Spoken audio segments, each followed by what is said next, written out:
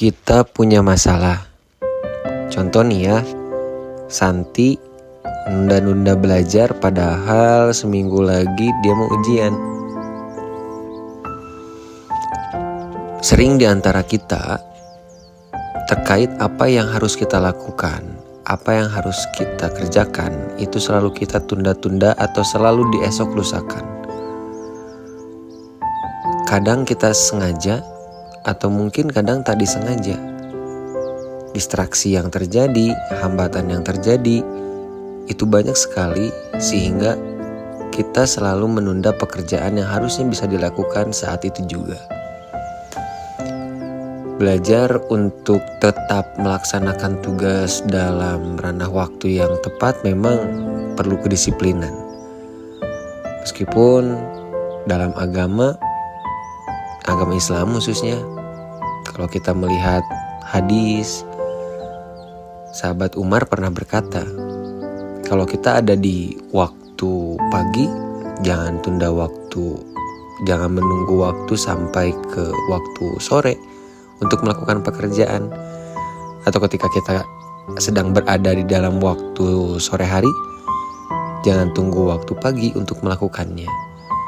Jadi sebenarnya menunda pekerjaan adalah sebuah hal yang patut untuk kita tinggalkan, patut untuk kita hindari, dan harus selalu kita percepat penyelesaian pekerjaan. Karena kenapa? Karena produktivitas yang kita lakukan sehari-hari itu akan menghasilkan kebaikan buat kita. Kalau ternyata kita selalu menunda pekerjaan, mengesok-lusakan sesuatu yang harusnya kita kerjakan, akhirnya akan selalu membuat diri kita terlambat, terhambat, dan sulit untuk menjadi lebih baik setiap harinya, untuk menjadi lebih produktif setiap harinya. Lalu, bagaimana solusi praktis untuk mengatasi prokrastinasi ini? Ya, ini sebutan ya. Prokrastinasi ini adalah sebutan adalah menunda-nunda pekerjaan baik disengaja maupun tidak. Nah, ketika prokrastinasi ini selalu menjadi kebiasaan yang setiap hari kita lakukan, mengesok-lusakan, menunda-nunda pekerjaan, mungkin yang bisa kita lakukan adalah pertama, lagi-lagi kita harus memahami bahwa hal itu adalah penting. Maka untuk memulainya, kita bisa melakukan cara memecah tugas. Yang asalnya yang harus kita lakukan itu adalah huruf A, maka bisa kita pecah menjadi 3 bagian contohnya. Kalau huruf A itu menggunakan 3 garis, strip 1, kedua, dan ketiga. Terbentuklah huruf A besar, A kapital. Maka bila kita harus mengerjakan A, namun A ini sangat berat, besar, alasannya apapun, apakah memang besar, atau karena kita belum terbiasa untuk disiplin dan lain sebagainya, maka tips praktis yang bisa dilakukan adalah kita memecah menjadi 3 garis untuk mengerjakan A. Lakukan garis pertama, selesai. Lakukan garis kedua, selesai. Lakukan garis ketiga. Dan garis pertama, garis kedua, dan garis ketiga ini menjadi sebuah langkah yang harus kita selesaikan pada hari itu. Berarti ada 3 langkah yang harus kita lakukan untuk menghadirkan goals, tujuan yang kita ingin capai pada hari itu.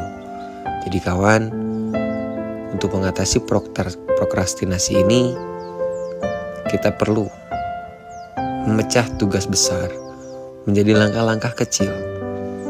Mungkin tambahannya, kita bisa memberi hadiah kepada diri kita sendiri setelah menyelesaikan setiap pecahan tugas yang kita lakukan tersebut.